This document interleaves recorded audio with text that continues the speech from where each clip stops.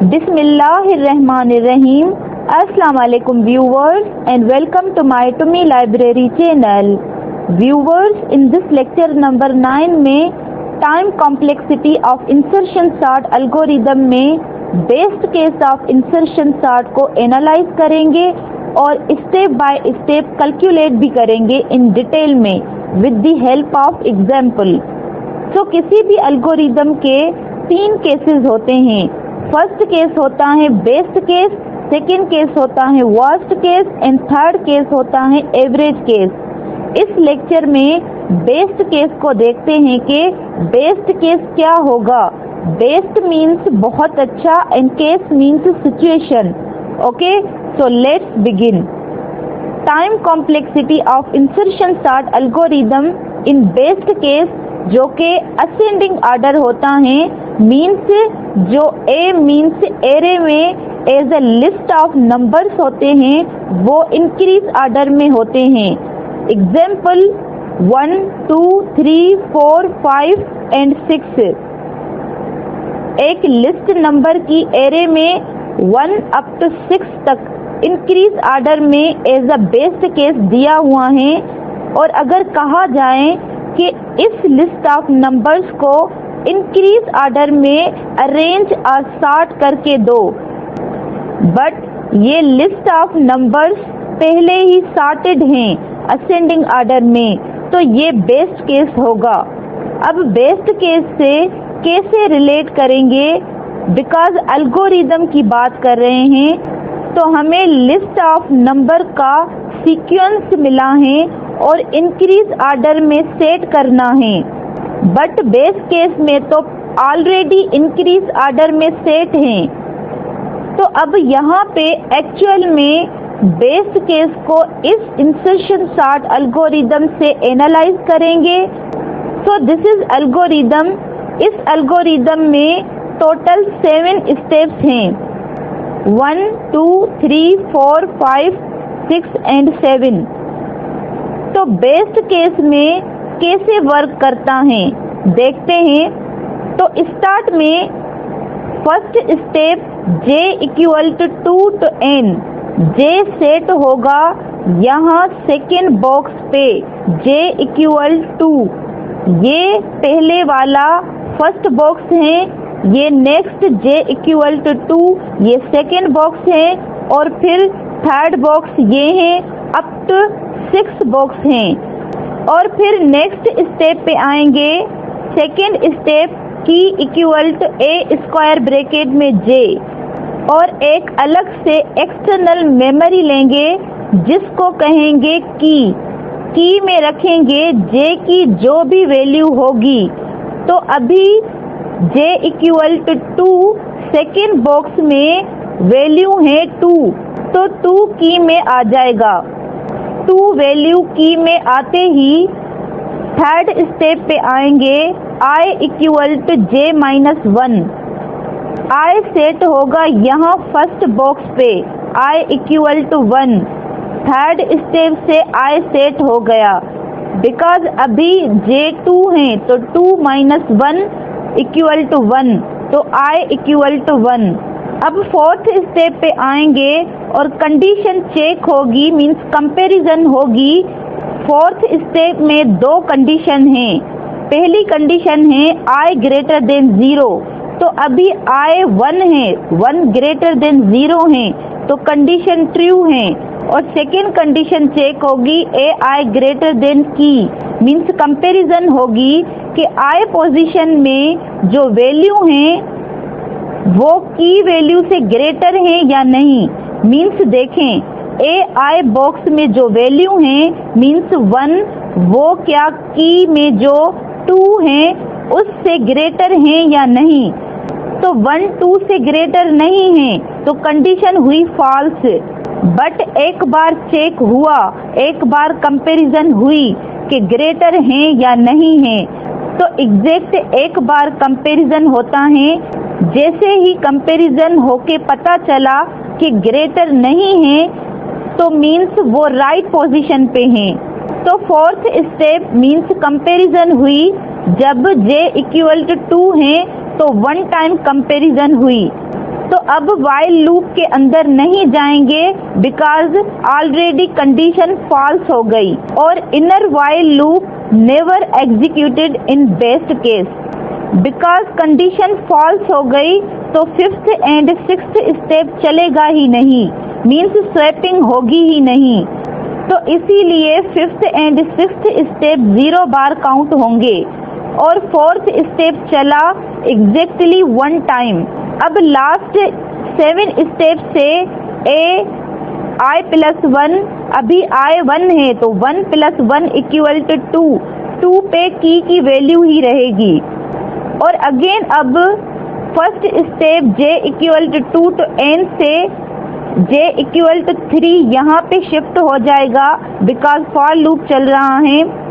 और second step पे आएंगे key equal to a square bracket में j, मीन्स अब third box j equal to 3 में जो भी वैल्यू होगी वो की में आ जाएगी। तो j इक्वल टू 3 में 3 वैल्यू है तो की इक्वल टू 3। अब थर्ड स्टेप पे आएंगे i इक्वल टू j-1, तो अभी j 3 है तो 3 - 1 इक्वल टू 2, तो i की पोजीशन हो जाएगी i इक्वल टू 2 यहाँ पे। अब नेक्स्ट अगेन while लूप पे आएंगे, फोर्थ स्टेप चला while i ग्रेटर देन 0, तो अभी i 2 है तो 2 ग्रेटर है 0 से, कंडीशन ट्रू। और फिर नेक्स्ट कंडीशन चेक होगी a स्क्वायर ब्रैकेट में i ग्रेटर देन की, तो अभी a स्क्वायर ब्रैकेट में जो वैल्यू है वो क्या ग्रेटर है की से, तो हम कंपेयर करेंगे। तो देखें अब i इक्वल टू 2 बॉक्स में 2 वैल्यू हैं, तो क्या 2 की इक्वल टू 3 से ग्रेटर है? नहीं, ग्रेटर नहीं है, तो अगेन कंडीशन फॉल्स, मतलब कंडीशन चेक हो रही है 1 बार। तो अब जब j इक्वल टू 3 है तो तब फोर्थ स्टेप चला 1 बार और fifth and sixth step 0 time. Because while loop में कंडीशन ऑलरेडी फॉल्स हो गई तो अंदर while लूप में जाएंगे ही नहीं, तो इसीलिए fifth and sixth step 0 time. और फिर seventh step i+1 equal to की, अभी i 2 है तो 2+1 इक्वल टू 3 में की वैल्यू 3 ही रहेगी। सेवेंथ स्टेप पे आते ही जो की के अंदर वैल्यू है वो i से नेक्स्ट आगे में इंसर्ट कर देंगे, मीन्स की के अंदर जो वैल्यू है वो वापस यहाँ पे ओवरराइट हो जाएगी। तो समझ में आया कि क्या हो रहा है कि बेस्ट केस में लिस्ट ऑफ नंबर्स पहले ही इंक्रीज ऑर्डर में होंगे, तो वहाँ पर जो एल्गोरिदम का फोर्थ स्टेप होगा वो एवरी टाइम एग्जैक्टली 1 टाइम चलेगा। तो यहाँ एग्जाम्पल में 1 up to 6 नंबर हैं, but 1 up to n generally होते हैं। तो एवरी टाइम फोर्थ स्टेप में कंडीशन चेक होगी, मीन्स कंपैरिजन होगी। Every time 1 time up to j equal to n भी 1 टाइम होगा। तो जब j इक्वल टू 4 होगा तो फोर्थ स्टेप एग्जैक्टली 1 टाइम चलेगा और fifth and sixth step 0 time, because already condition false हो गई फोर्थ स्टेप में। और नेक्स्ट जब j इक्वल टू 5 होगा तो फोर्थ स्टेप एग्जैक्टली 1 टाइम ही चलेगा और fifth and sixth step 0 time, because same condition पहले ही फॉल्स हो रही है फोर्थ स्टेप में। और जब last j equal to n होगा तो तब भी एग्जैक्टली 1 टाइम चलेगा फोर्थ स्टेप और fifth and sixth step 0 time ही चलेंगे, बिकॉज फोर्थ स्टेप में ऑलरेडी कंडीशन फॉल्स हो रही हैं। और फिफ्थ एंड सिक्स्थ स्टेप चलेगा ही नहीं, बिकॉज while लूप के अंदर है तो every time 0, because every time condition false होगी।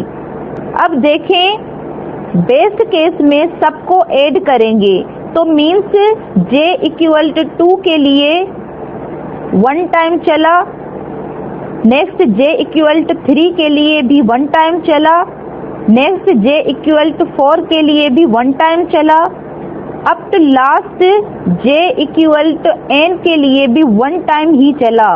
तो ये टोटल कितनी बार चला?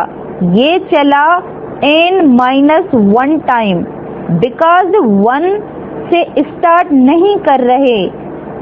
ये जो गिवन लिस्ट है एरे में नंबर्स की 1 2 3 4 5 एंड 6, ये 2 से स्टार्ट हो रहा है, तो इसीलिए -1 होगा। बिकॉज j इक्वल टू 2 से स्टार्ट है up to j equal to n तक। ये पहले वाला बॉक्स जिसमें 1 है, इससे हम स्टार्ट ही नहीं कर रहे, तो इसीलिए -1 करेंगे इन सब से। एंड बिकॉज एवरी नंबर अपनी अपनी राइट पोजीशन पे हैं, तो नेक्स्ट नंबर पे आते हैं तो एवरी टाइम 1 टाइम कंपैरिजन होती हैं, तो सबको ऐड करेंगे तो n टाइम ही होगा। बट यहाँ 1 से स्टार्ट नहीं है, j इक्वल टू 2 से स्टार्ट है, तो इसीलिए n-1। जैसे यहाँ पे n इक्वल टू 6 तक है, तो सपोज अब 5 टाइम चलेगा, बिकॉज j इक्वल टू 2 से स्टार्ट है, तो n-1 means 6 - 1 equal to 5, right. तो फोर्थ स्टेप चला n-1 टाइम, और फिफ्थ एंड सिक्स्थ स्टेप चला 0 टाइम बेस्ट केस के लिए। ओके, अब एवरी टाइम कॉस्ट को उसके नंबर ऑफ टाइम से मल्टीप्लाई करेंगे, बिकॉज अगर देखें एक काम करने में अगर 2 आवर्स लगते हैं, तो ऐसे सेम 10 काम करने में टोटल कितना टाइम लगेगा? तो 2 × 10 इक्वल टू 20 आवर्स। तो इसीलिए यहाँ हर एक से मल्टीप्लाई करेंगे, time cost multiply by number of times. ये टाइम कॉस्ट क्या है एल्गोरिदम में, और ये नंबर्स ऑफ टाइम्स क्या है एल्गोरिदम में, और ये ओवरऑल मैंने प्रीवियस लेक्चर्स में एक्सप्लेन किया है, तो आप वहाँ देख सकते हैं। अब इसको मल्टीप्लाई करते हैं, time cost multiply by number of times, C1 multiply n, C2 multiply bracket में n-1, C3 मल्टीप्लाई ब्रैकेट में n-1। अब यहाँ पे फोर्थ स्टेप हमने कैलकुलेट किया इन बेस्ट केस में, तो हमें मिला n-1, तो यहाँ पे लिखेंगे ब्रैकेट में n-1। अब नेक्स्ट C5 एंड C6 दोनों के लिए हमने बेस्ट केस में फाइंड किया, तो हमें मिला 0 टाइम। तो ये लिखें या ना लिखें इसमें कोई फ़र्क नहीं पड़ता, तो इसीलिए हम इसको नहीं लिखेंगे। तो 0 मल्टीप्लाई किसी भी नंबर में करेंगे तो 0 ही हो जाएगा, तो लिखने का कोई फ़ायदा नहीं।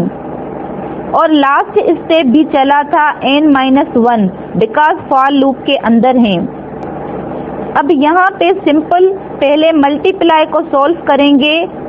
देखें C1 n, C2 multiply bracket में n-1, C3 मल्टीप्लाई ब्रैकेट में n-1, C4 मल्टीप्लाई ब्रैकेट में n-1, C5 and C6 0 time है, तो हम ये नहीं लिखेंगे।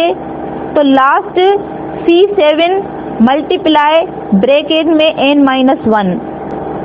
अब नेक्स्ट सॉल्व करेंगे इसको। मल्टीप्लाई करने के बाद अब सबको ऐड करेंगे, C1n plus C2 n-1 plus C3 n-1 plus C4 n-1 plus C7 n-1। Because total time निकालना है, इसके लिए एडिशन होती है, राइट। अब अंदर से मल्टीप्लाई करेंगे इन टर्म्स को। C1n सेम रहेगा, प्लस इसको मल्टीप्लाई करेंगे तो होगा C2n plus minus minus C2 multiply 1 तो C2 ही होगा, प्लस इसको भी अंदर से मल्टीप्लाई करेंगे C3n plus minus minus C3 multiply 1 तो C3 होगा, प्लस इसको भी अंदर से मल्टीप्लाई करेंगे C4n plus minus minus C4 multiply 1 तो C4 ही होगा, प्लस लास्ट में C7n प्लस माइनस माइनस और C7। अब इतना सॉल्व हो गया, तो अब जहाँ जहाँ भी n के टर्म्स हैं उन सब को एक साथ अलग रखेंगे, और जहाँ जहाँ कांस्टेंट वाले टर्म हैं सिंपल उन सब को एक साथ अलग रखेंगे। तो पहले n वाले टर्म्स को अलग करते हैं। तो देखें n किस किस में है। C1 में n है तो ये C1 लिखा, प्लस C2 में n है तो ये C2 लिखा, प्लस C3 में n है तो C3 लिखा, प्लस C4 में n है तो C4 लिखा, प्लस C7 में n है तो C7 लिखा। अब ये सारे n के टर्म्स आ गए, इसको ब्रैकेट से क्लोज करेंगे, और ये सारे n के टर्म्स थे तो इसीलिए यहाँ पर n लिखेंगे, बिकॉज n कॉमन है इन सब में। C1 में n है, C2 में n है, C3 में n है, C4 में n है, और लास्ट C7 में भी n है, और सब एडिशन है और n कॉमन है तो बाहर लिखेंगे।